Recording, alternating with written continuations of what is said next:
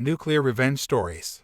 Today from Leading Road 8119 who posted, "Bully tries to act like he was in school, I guess I will tell on you then."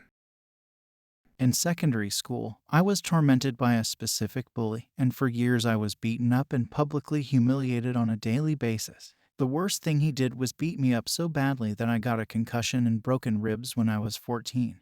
He never faced consequences in school because his family was rich and he was pretty popular. For context, I live in a pretty small town in England, so everyone knows everyone, including the bully.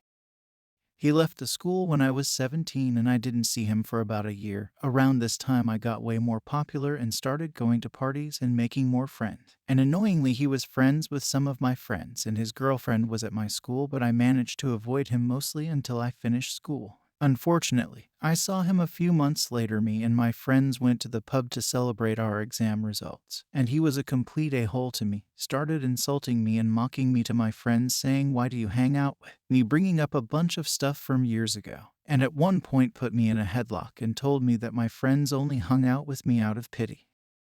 I wasn't going to take it, but I also wasn't going to get into a punch-up because I didn't want to give him the satisfaction of getting me angry.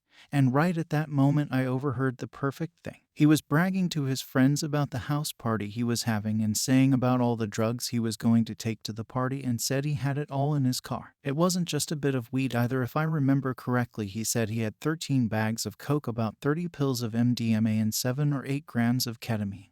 And then I knew what I would do for my revenge on the guy. As he was leaving, I followed him to his car and took a photo of his number plate.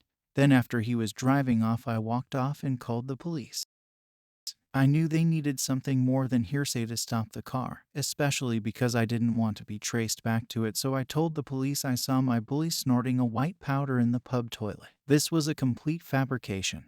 And then get into the driver's side of the car. I then provided them with the license plate of the car and told them the direction they were heading in.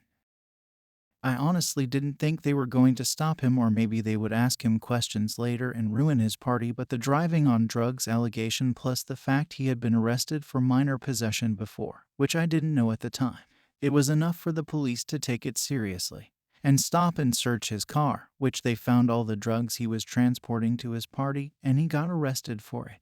The consequences of his arrest meant he lost out on his university place, and his rich parents had enough of his behavior, so kicked him out and cut him off from their funds. And a rumor I heard was that in turn for a lower sentence, my bully ratted out his supplier, which resulted in him getting stabbed multiple times. Now as a consequence of that, he has to wear a colostomy bag. That plus his criminal record means he is currently unemployed.